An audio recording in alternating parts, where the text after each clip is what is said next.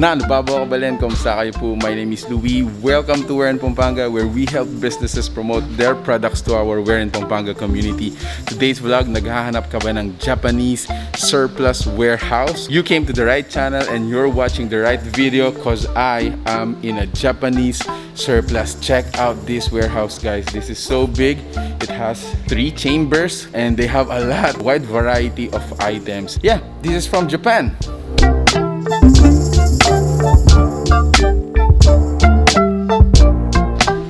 Okay, so coming in here, you're gonna be greeted with yung kanilang baby section. So the baby section has some strollers, high chairs. The strollers and high chairs come in different sizes and forms. So merong may high-tech, meron din naman simple lang yung gusto mo. In this section naman, makikita natin, meron tayong mga sofa. Sobrang daming dining tables. We also have some lampshades.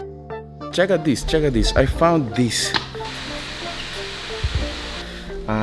I'm not sure. I'm not really familiar sa mga anime characters na to. At the same time, kung if they are really rare, but let's open it. And you get to have these. Yun guys, so moving forward, more sofa sala set in this section right here. Meron din tayong mga office chairs. We have some dining chairs, a little bit of toys nandito rin.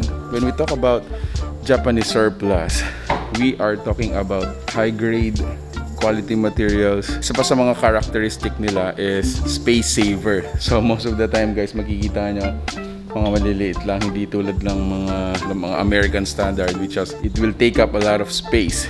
But dito guys, yan o, although maliliit sila guys, like this one, para siyang dulang. Yan. Although maliliit sila guys. This is, like for example, this chair right here, this is really heavy. I'm not lying guys, this is heavy.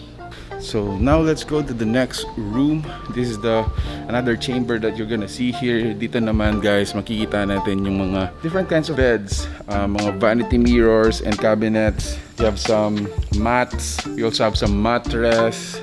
A little bit of mga appliances such as mga TV, entertainment racks. Okay, moving here guys, more cabinets, mga aparador. And check this out. Check this box right here na discover ko. So let me open it. Look at that. This is a little bit creepy pero grabe oh. It is written like Japanese characters.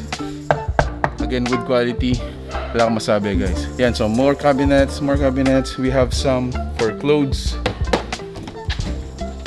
We also have some double decks.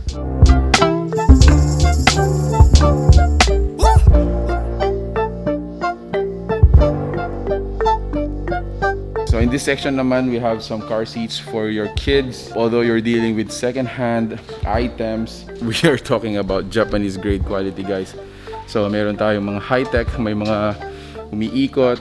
This one's umiikot na yan. Just to give you a disclaimer guys, so kung ano yung item nila dito, yun lang po yung mga available.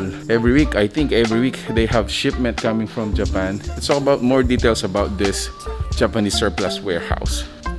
Alright, so that was our quick tour. Again, nandito tayo ngayon sa Jimbel's Garage Store and Furnitures by Honey Boutique. Again, they are a Japanese surplus warehouse located po dito sa Angeles City. Again, if you're looking for Japanese items, it could be here. So earlier, I saw some regular customers nila dito. According to them, lagi silang pupunta dito because they love Japanese furnitures or Japanese items. Let me give you a disclaimer. Don't expect siguro a brand new item. Most of the time, they're second hands. Very rare siguro that they're gonna have some new item, but nonetheless, these are Japan surplus. Most of the items are available posted dun po sa fan page nila, so make sure to check out their fan page, like their fan page. They are posting the items if they are on sale, if they have some promo. They also accept dito cards, video credit cards. So if you find an item that is a little bit pricey, you can have it swipe your card and then pay it installment. So there you have it, guys. I hope you like this video. This a little quick tour of the warehouse, this Japanese surplus warehouse that we are featuring, guys. If you like this video, please give it a thumbs up, share it with your friends. I hope to see you in the next video. See you there. Bye.